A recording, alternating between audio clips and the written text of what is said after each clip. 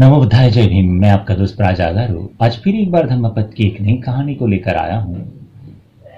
कहानी शक्र की।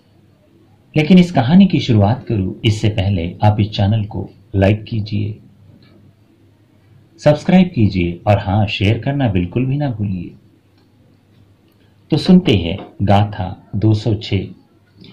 साहू दसन्न मरियान सन्निवासो सदा सुखो अदसेनेन बालाण नित्यमेव सुखी सिया।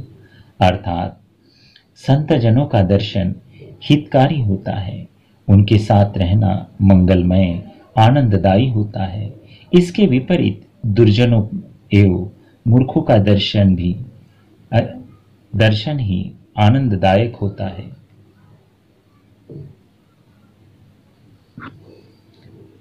तो सुनते हैं सही संतों का दर्शन सबसे सुखदायक है।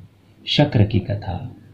इन 3 गाथाओं को बुद्ध ने देवताओं के राजा शक्र के संदर्भ में कही थी।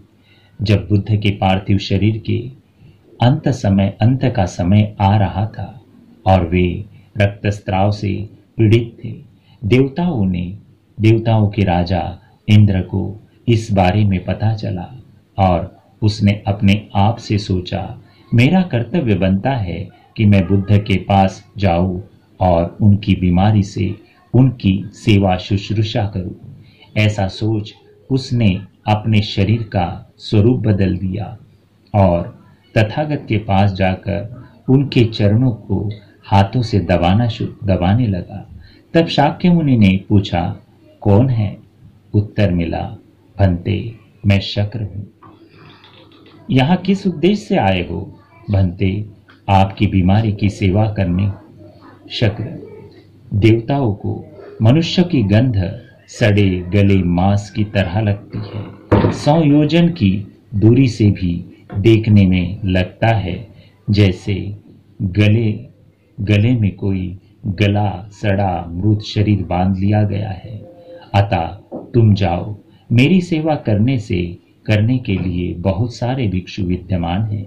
भंते, मैं 84,000 योजन दूरी से आपके शील की गंध को महसूस किया है और उसी से प्रभावित होकर चला आ रहा हूं। मेरे वापस जाने का तो प्रश्न ही नहीं उठता। मैं तो आपकी सेवा करूंगा ही। ऐसा कहकर शक्र शास्ता की सेवा में तन मन से जुट गया। वह शास्ता के मलपात्र को किसी को छूने नहीं देता और अपने सर पर रखकर बाहर फेंक आता। ऐसा करते समय उसके चेहरे पर मुस्कान दिखती थी। उसे लगता था जैसे वह सुगंधित फूलों की टोकरी ले जा रहा हो। इस प्रकार वह तथागत की सेवा तब तक करता रहा जब तक पूर्णता स्वस्थ न हो जाए। जब वे पूर्णता स्वस्थ हो गए तब इंद्र देवलोक लौट गया।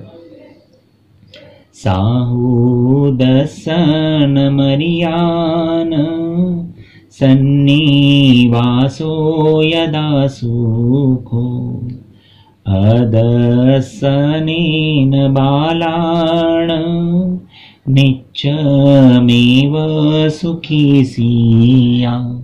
साधु साधु साधु।